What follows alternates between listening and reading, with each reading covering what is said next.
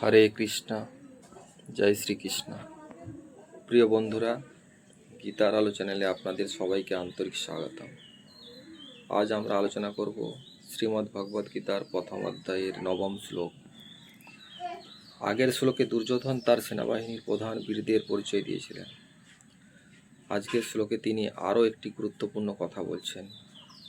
প্রথমে শ্লোকটি শুনেন। অন্যেচ বহব সুরা মদর্থে ত্যক্ত জীবিতা নানা শস্ত্র প্রহরণা সর্বে যুদ্ধ বিশারদা। দুর্যোধন বলছেন, এছাড়াও আরও অনেক বীর যোদ্ধা আছেন যারা আমার জন্য জীবন দিতেও প্রস্তুত।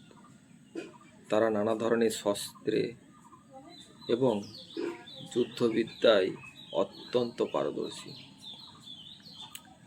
এই শ্লোকে দুর্যোধন তার সেনাবাহিনীর মনোবল এবং শক্তির কথা প্রকাশ করছেন।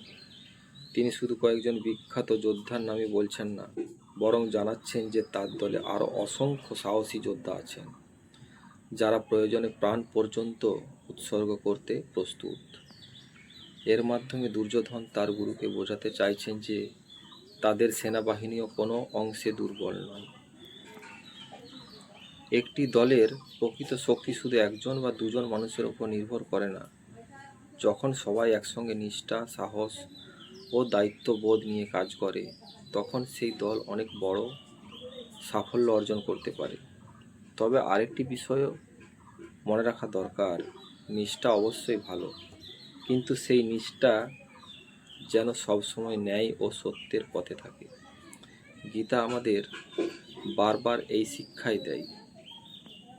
যদি আজকের ভিডিওটি আপনার ভালো লাগে থাকে তাহলে একটি লাইক করুন, কমেন্ট করুন, হরে কৃষ্ণ লিখুন এবং গীতার আলো চ্যানেলটি সাবস্ক্রাইব করে আমাদের সঙ্গে থাকুন।